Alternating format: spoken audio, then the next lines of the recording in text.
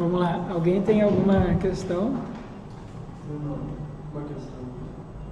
A questão da linguagem, né? A questão de ela ter sido elaborada pela questão da cooperação, da necessidade da cooperação. Uma coisa, para mim, sempre onde entra e tal, mas quando ela é usada para benefício próprio, não para cooperar simplesmente. Por exemplo?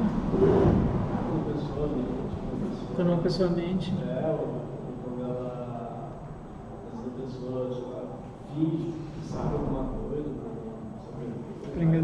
Para enganar outras pessoas, sim. Sim, tu pode ter usos individuais, né, da linguagem que não são cooperativos, mas a linguagem como um todo só funciona num ambiente de cooperação, porque a mesma pessoa que a pessoa que quando mente, ela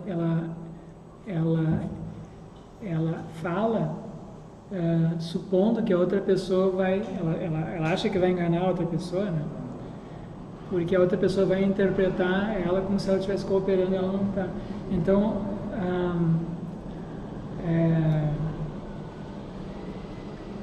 enfim, não sei se vocês conhecem aquele artigo do Paul Grice, Implicaturas Conversacionais, talvez não conhecem? Implicaturas Conversacionais, Paul Grice.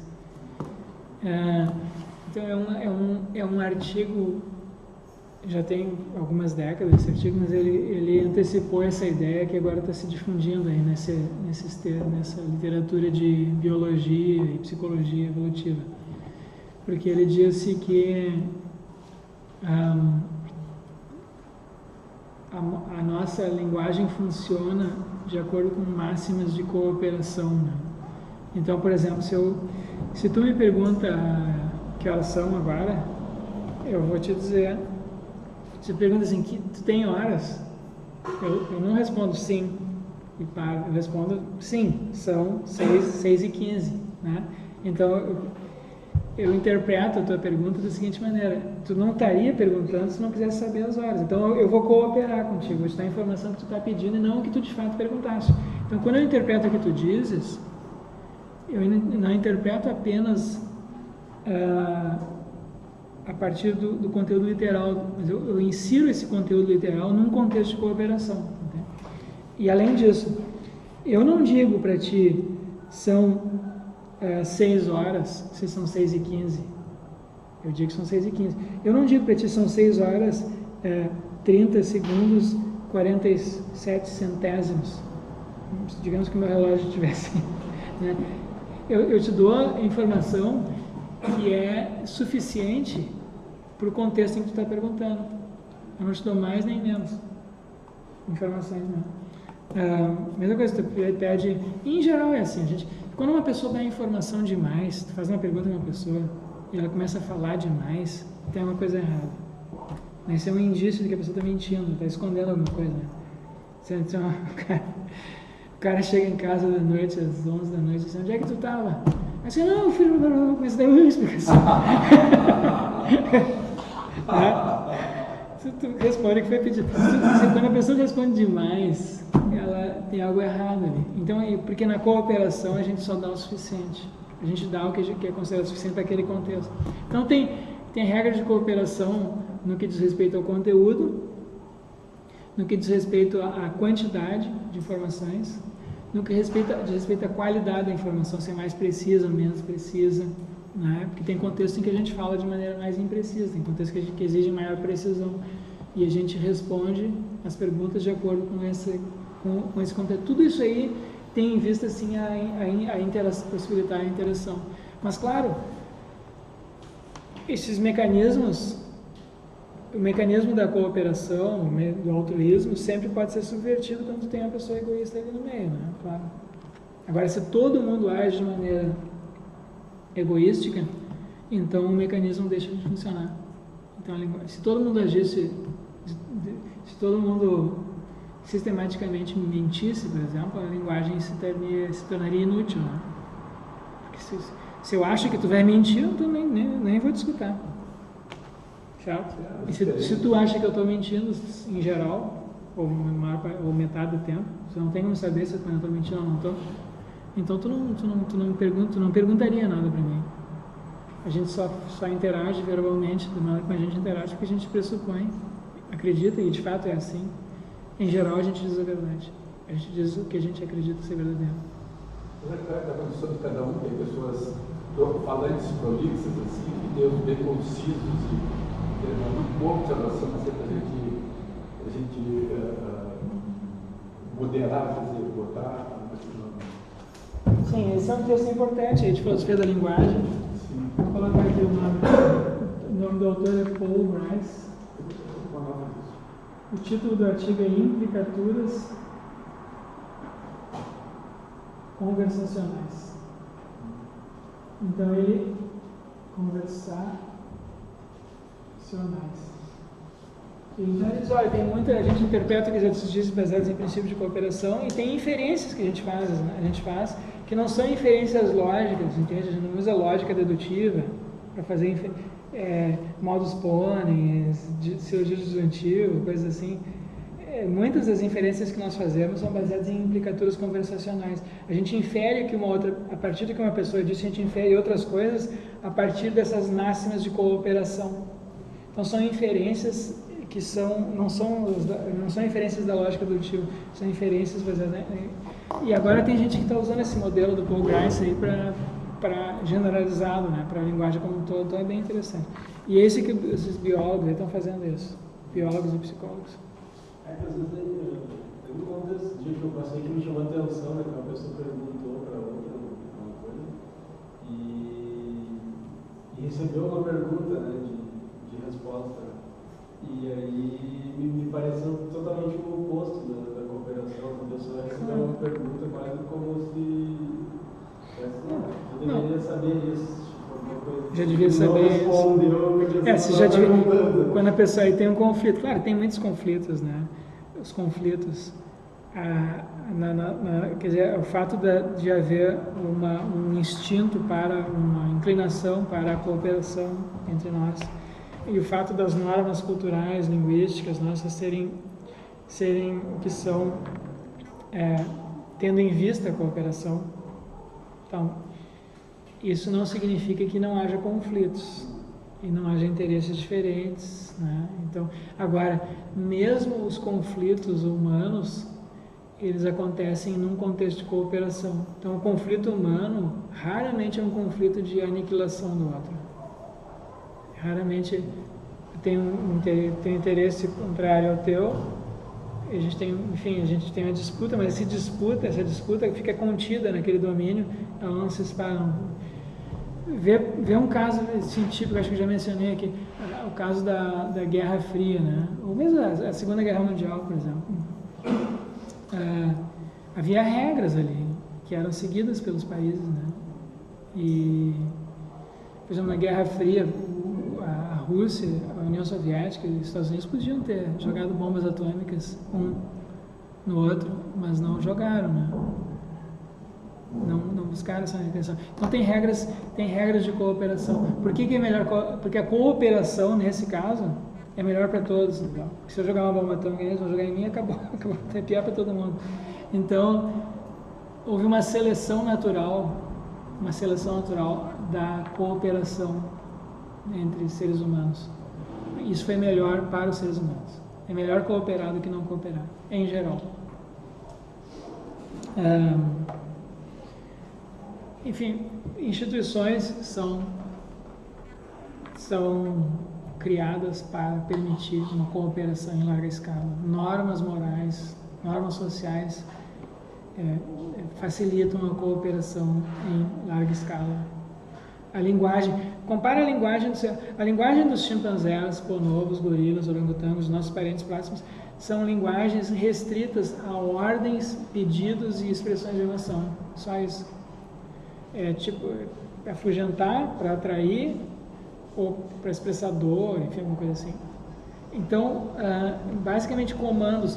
Isso que nós fazemos em geral com a nossa linguagem, que é transmitir informação,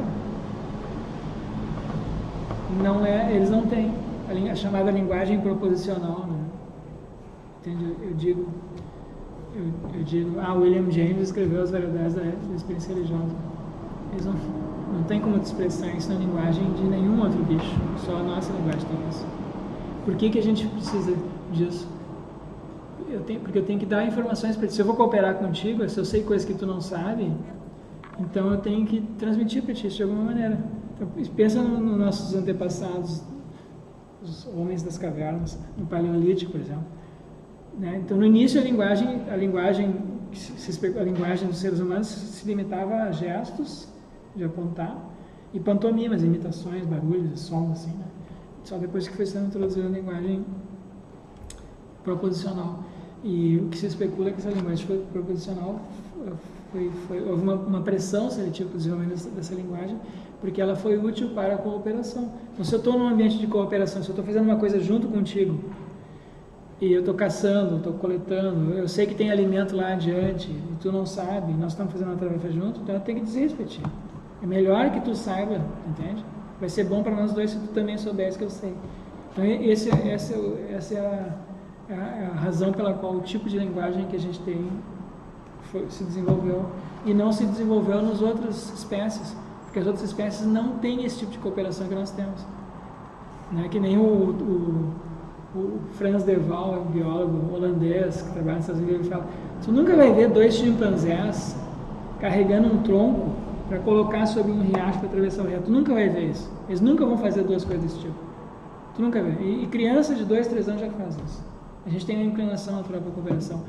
Os chimpanzés não têm isso. O chimpanzé, ele só faz uma coisa do interesse pessoal dele. 2 chimpanzés podem sair para caçar juntos, mas não tem divisão depois. Quem chegar primeiro na comida, pega a comida para ele. E se sobrar, o outro pega. Entendeu? Ou, claro, se o outro for mais forte bater nele, daí ele consegue. Tem uma hierarquia entre eles também, né? Mas não é por solidariedade que eles dividem. É porque tem essa hierarquia, ou porque um chegou primeiro. Eles fazem coisas individualmente juntos. É diferente de nós, que nós temos ação conjunta. Eles não têm ação conjunta, eles têm ação individual em paralelo. Então o bando sobe numa árvore junto, vai não sei o que, afugenta um inimigo comum, mas porque isso é do interesse individual de todos. Depois que ele pegou o alimento lá na árvore, ele não divide. Nem as mães dividem com os filhotes, tá? Os chimpanzés. Se o chimpanzé filhote tomar da mãe, a mãe olha feio, mas não tira de volta. Mas ela não dá para o filhote. Desde pequeno, o filhote tem que aprender a pegar comida para si próprio. E com os seres humanos é o contrário. A gente já dá comida para as crianças. Meu filho tem 9 anos e eu ainda estou fazendo comidinha lá para ele, entendeu? Eu faço isso, né? O alimento vai lá e leva até o ninho e bota na boca do... Sim, mas, claro, mas tão logo ele saiu do ninho, ele está por conta própria, entendeu? Claro, tem certos comportamentos que são automáticos e inconscientes. Então, o passarinho constrói os ninhos, ele não aprendeu a fazer aquilo. E mesma coisa com o filhote, dá comida ao filhote. Claro, o chimpanzé, a fêmea amamenta o filhote, né? Cuida dele, protege ele contra agressões, faz isso, né? Tudo isso é instintivo, mas não é provavelmente um comportamento cooperativo, então não tem o cuidado dos filhotes, mas está restrito a eles. Tá, vamos adiante aqui. Então a gente tem essas mudanças, esses registros culturais dos estágios, né, de amadurecimento espiritual, certo? Então a gente tem essas histórias, essas mitologias, e são registros simbólicos e de um fenômeno que é universal. Então, como a gente tem essas histórias, essas representações simbólicas do uróboros, né, do estágio infantil, inconsciente, as histórias de heróis que a gente tem em todas as culturas, as histórias de queda, de erro, de alienação que a gente tem em todas as culturas, e a gente tem essa mitologia, essas histórias de encontros espirituais, né, das experiências transcendentes, das revelações, como aquelas que eu falei para vocês em outras aulas, a história de Krishna com Arjuna, a história das visões de Paulo com Jesus, da Anunciação de Maria, que são experiências com o divino, experiências máximas, as experiências dos yogis, né? São experiências de amadurecimento espiritual, certo? Então tem uma trajetória, tem a trajetória do sujeito não individuado, o indivíduo, e depois o indivíduo, agora consciente de si, encontra algo superior a si. Vocês entendem? A criança não tem como fazer isso. A criança não tem como fazer isso porque ela não passou pelo período esse de individuação, ela não tem consciência de si. Então ela não tem como ter, não tem essa experiência dela como sendo limitada e depois algo acima dela transcendente, ela não tem isso. Então a gente precisa, tem essa trajetória, tá? A gente precisa passar por essa história. As histórias de heróis bem-sucedidas, as histórias de heróis, tem sempre esse final, né? Tem uma parte de... as histórias de heróis começam de maneira inconsciente, o herói é inconsciente, ele não tem consciência dos perigos que corre a comunidade dele ou ele próprio. Ele vive assim, sem muita consciência assim, das diferenças que tem no mundo afora. Depois ele toma para si uma tarefa que ele por si próprio é uma tarefa sobre-humana, então ele tem uma experiência assim, de inflação. Ele enfrenta aquele perigo e vence, e depois ele tem que retornar para casa, ele tem que retornar, tem que trazer o tesouro, a conquista, volta para casa. Essa volta para casa do herói é a experiência de amadurecimento, tá? Então ele tem que inserir aquela sua individualidade inflada num todo maior que ele próprio. Então, esse é uma espécie de mito aí nosso, né, da humanidade, certo? É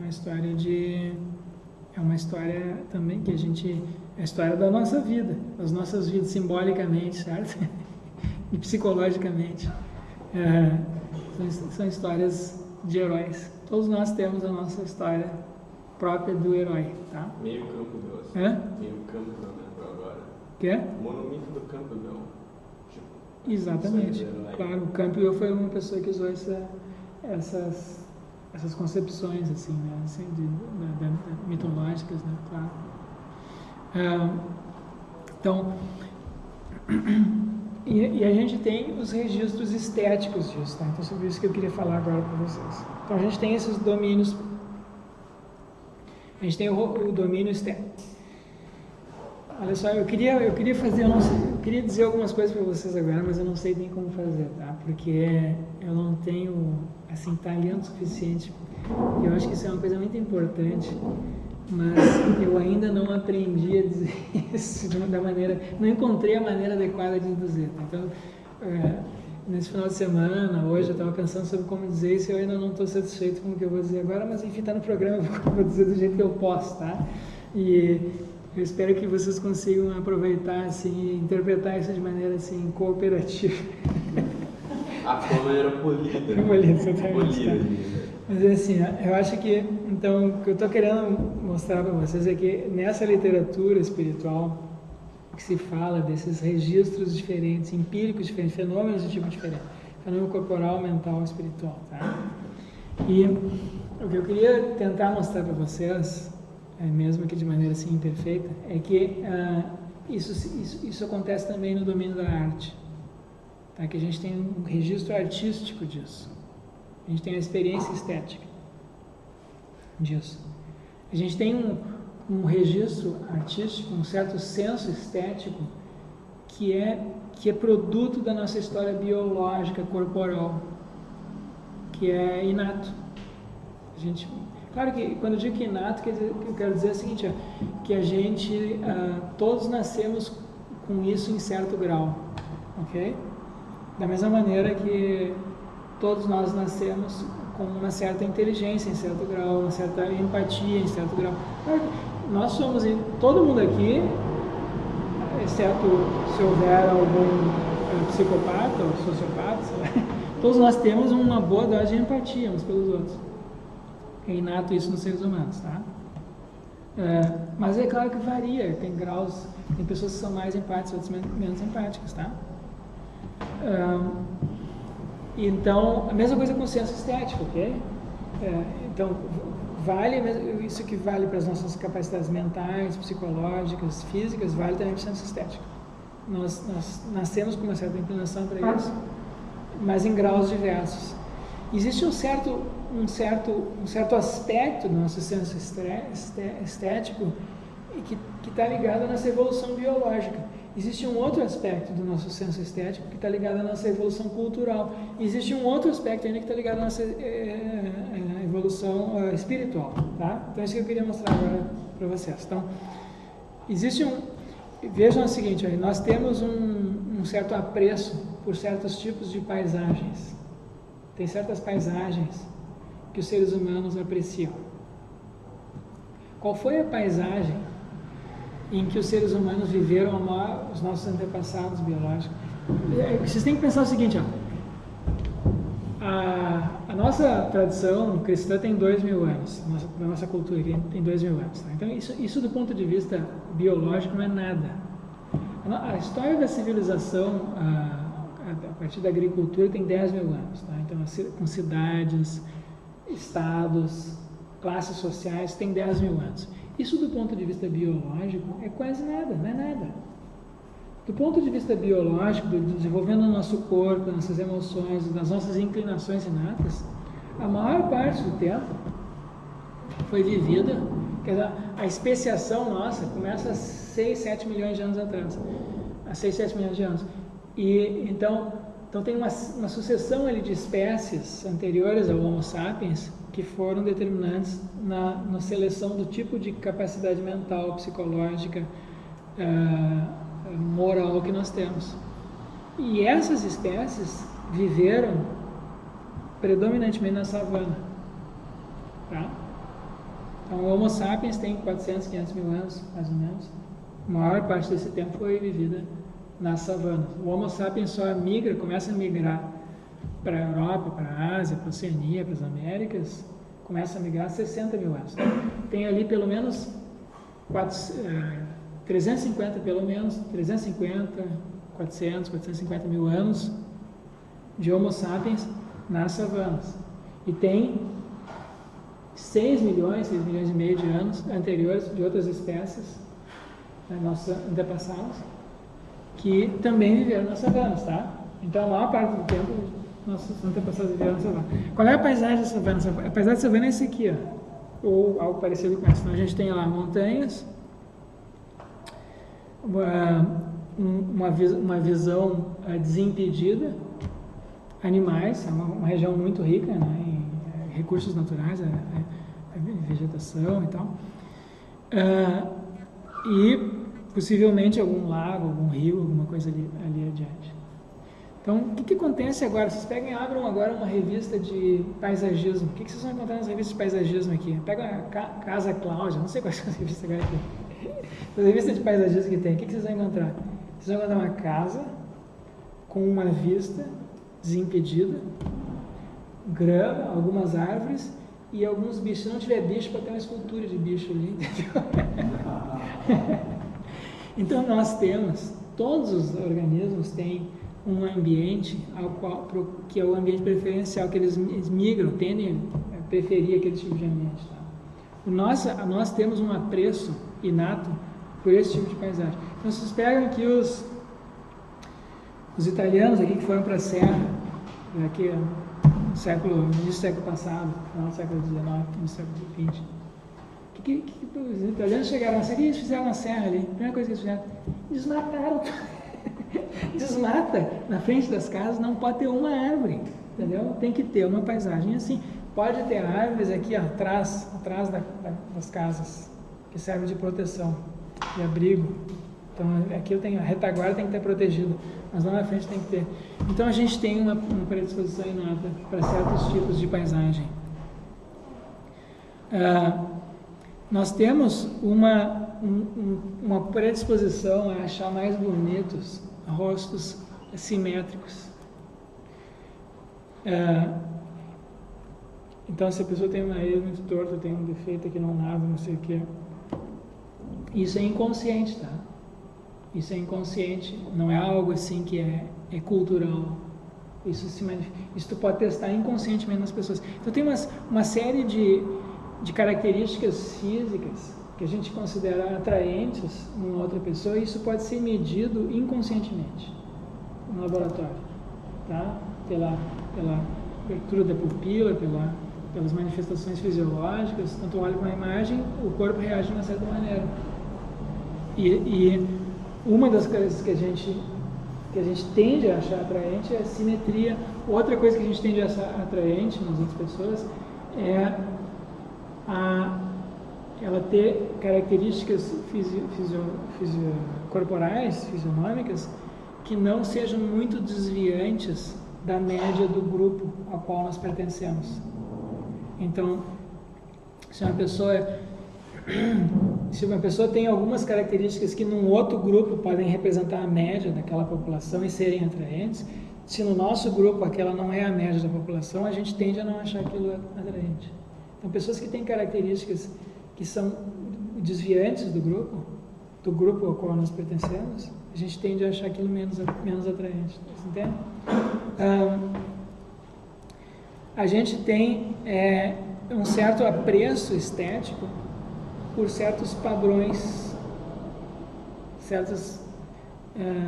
Então, por exemplo, se a gente vê nessas representações aqui, tem uma certa configuração visual que nos parece mais atraente. Algumas configurações visuais nos parecem mais atraentes que outras. Configurações visuais que forem muito monótonas são menos atraentes. Configurações visuais que forem muito caóticas, que forem muito rebuscadas, nos parecem menos atraentes. Existe uma média, que é a média da nossa preferência. Isso a gente vê nas manifestações estéticas de todas as culturas. Existem certos padrões que não são, que têm uma média de sofisticação. Tá? Se eles são muito rebuscados, a gente não consegue, a gente não aprecia. Se forem muito monótonos, nós também não apreciamos.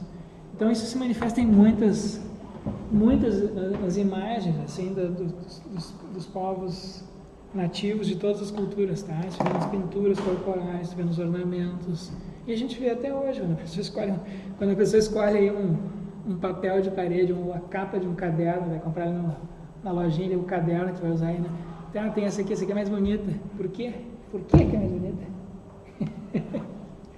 Porque existem houve uma seleção da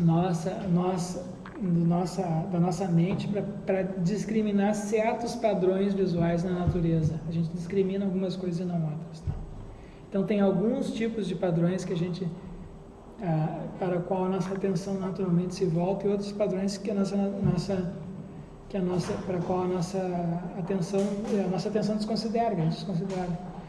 Então, para o tipo de ambiente que a gente vivia, para o tipo de alimento que a gente vivia, para o tipo de comportamento social que foi se desenvolvendo, houve uma certa faixa de complexidade visual que se mostrou adaptativa. E isso a gente preserva agora no senso estético. Então, primeiro a gente tem a predisposição para isso, depois a gente, isso é bonito, vocês entendem? Primeiro a gente tem, da mesma maneira, tá? Primeiro a gente tem a emoção de empatia, e depois a gente diz, isso é adequado, isso é justo, isso é correto, né? Então, primeiro a gente tem o comportamento automático corporal que foi selecionado para a cooperação, para a sobrevivência no ambiente, e depois a gente tem a reflexão sobre isso. Aí, é claro, depois que se introduz essa segunda camada reflexiva, consciente, pensamento, aí começa a haver modificações. Isso tem uma dinâmica própria agora, vocês entendem?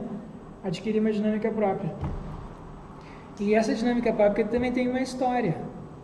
Então a gente tem as representações simbólicas. Aqui tem isso aqui é de uma caverna na França de 40 mil anos atrás, 40 mil anos. Né? Então agora a gente tem a representação que isso aqui não são só padrões abstratos, formas, aquelas pinturas indígenas, por exemplo, tapeçaria, não é só isso, tem uma história que está sendo contada aqui, mas para contar essa história, agora a gente precisa de linguagem, a gente precisa de ficção, a gente precisa de capacidades imaginativas, né? Atribuir a isso aqui um significado. E uma vez que a gente começa a atribuir significado a essas coisas, outros elementos começam a ser agregados. Por exemplo, aqui na Grécia, o ideal das formas harmônicas, a representação do movimento, novidades que foram introduzidas pela cultura grega. Isso não é inato mais, isso aqui pertence à dinâmica da própria cultura. Vocês comparem essas esculturas aqui com as esculturas, por exemplo, egípcias, ou de períodos anteriores, que são estáticas, não tem representação do movimento, tem representação do perfil, aqui não. Então aqui a gente tem a incorporação de um certo apreço pelo aquilo que é humano, pela movimentação, pela dinâmica. Isso é cultural, isso foi introduzido na Grécia Antiga, certo? E no Renascimento, outra novidade, também cultural, a introdução da perspectiva nas pinturas. Antes, vocês pegam pinturas na Antiguidade, pinturas da Idade Média, não havia essa técnica aqui. O ponto de fuga. Não havia. Claro que tu até encontrava em outro lugar, mas isso foi desenvolvido sistematicamente no Renascimento. Então a gente tem agora a representação da perspectiva. E muitas pinturas dessa época têm isso, tá? Vocês olhem, vocês pegam aquela imagem dos quadros de Leonardo da Vinci, enfim, a maior parte dos pintores do Renascimento usou essas técnicas de perspectiva. Então isso foi típico aqui do Renascimento também, é algo próprio da cultura dessa época. Veja que a cultura dessa época também é uma cultura de grandes transformações, né? O Renascimento. E, em particular, vocês vejam que muitas coisas aconteceram no Renascimento. Vocês lembram que isso aqui coincide com o período em que o tipo de religiosidade que caracterizou o cristianismo, né, no período inicial e no período medieval entra em declínio aqui, né, no Renascimento. Então a gente tem a substituição do Yahvé pelo Deus Pai amoroso no cristianismo, e a gente tem não mais o predomínio, a atitude principal com relação a Deus deixa de ser o temor a Deus, porque afinal Yahvé, né? Passa a ser a fé em Deus, a confiança em Deus, né? Eu me entrego a Deus porque Deus é sumamente bom, Ele sabe tudo, e enfim, a gente tem essa separação, né, das características assim sublimes, bondosas, sagradas de Deus, todos concentrados em Deus, e aquilo que é imperfeito, demoníaco, equívoco, mundano, né? E no Renascimento tem uma reviravolta nisso daí. Esse modelo, esse tipo de espiritualidade que predominou na Antiguidade e na Idade Média começa a entrar em declínio aqui. Esse aqui também é o período, logo em seguida vem a Revolução Científica, vem as grandes navegações, vem a descoberta de que a Terra é um planeta entre muitos outros, que não está no centro do universo. Tem muitas mudanças. Tem depois tem a mudança no sistema econômico, né? O capitalismo, o mercantilismo, o capitalismo. A ideia, a visão de mundo que predominou na Idade Média era uma visão hierárquica estática. Tem assim uma hierarquia de seres, Deus, os anjos, uma hierarquia de anjos, né? Depois tem os aristocratas, os sacerdotes, guerreiros, camponeses, depois tem os animais, uma hierarquia de animais, as plantas, uma hierarquia de plantas, os minerais, enfim, tem todo mundo é hierarquizado e estático. E no Renascimento, né, a gente tem a mudança disso, a Terra não está mais no centro do universo. O cristianismo não é a única religião, tem outras civilizações que estão tão ricas ou mais ricas que a civilização europeia, a civilização chinesa aqui nas Américas. Tem a ideia de que o indivíduo pode ascender ou descender socialmente, que ele não pertence a uma hierarquia rígida, né? Que é introduzida com as revoluções, com a Revolução Francesa, a Revolução na Inglaterra. Então tem muitas mudanças que acontecem aqui. Então as coisas passam a ser vistas agora. A gente tem a filosofia de Descartes, né, que é o primeiro grande filósofo a montar uma filosofia, justificar a sua filosofia a partir do ponto de vista da primeira pessoa do singular. Tem aquelas meditações cartesianas. Curiosamente, o que acontece na arte? A representação da perspectiva, que é eu vendo o mundo de uma perspectiva particular. É a representação simbólica, artística, do mundo sob o meu ponto de vista aqui, ó, na arte, tá? E aí a gente tem o início, né, enfim, das revoluções científicas. E o que acontece mais adiante, nos séculos 18, 19, a gente tem na arte os movimentos neoclássicos e românticos. O que aparece agora nesses movimentos, nessas pinturas do romantismo? A gente tem muitos quadros, quase como uma obsessão para os pintores dessa época, pelo sublime. O que é o sublime? O sublime é o lado divino, sagrado e terrível da natureza se apresentando. Já vou terminar, daqui a 5 minutos. Então, são manifestações do sobrenatural, do divino, de Deus, que não estão mais de acordo com aquela imagem de Deus bondoso. É o aspecto terrível de Deus voltando à cena aqui. Lá do Yahvé, que tinha desaparecido no período cristão, volta aqui. Tem algo sublime na natureza, algo sumamente belo, quer dizer, não é sumamente belo, é algo esteticamente atraente, mas que não é belo, não é harmônico,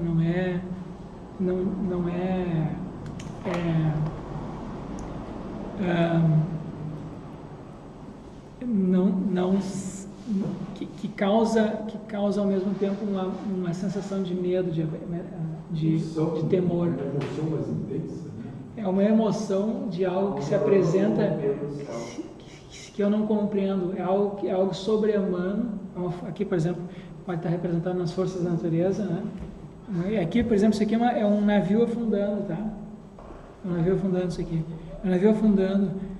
Então é uma coisa terrível. As pessoas estão morrendo ali. A natureza está destruindo essas pessoas aqui, né? E, no entanto, tem alguma coisa estranhamente atraente aqui nessa cena. Tem a força sobre-humana da natureza interagindo com os seres humanos aqui. Isso. Enfim, a gente às vezes tem essa sensação. Tem uma das cores aí também, que eu acho que é muito importante no quadro desse. Essa composição de cores me parece muito importante na estética. Tem uma luz ali no arco do sol, tem umas peças do sombra, uma pessoa ali. Sim, tem algo terrível e divino ao mesmo tempo se apresentando aqui, tá? Tem algo luminoso e escuro, né?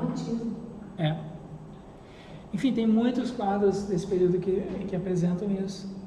Então, vocês vejam, isso aqui é o lado, digamos assim, divino, né? a experiência do divino.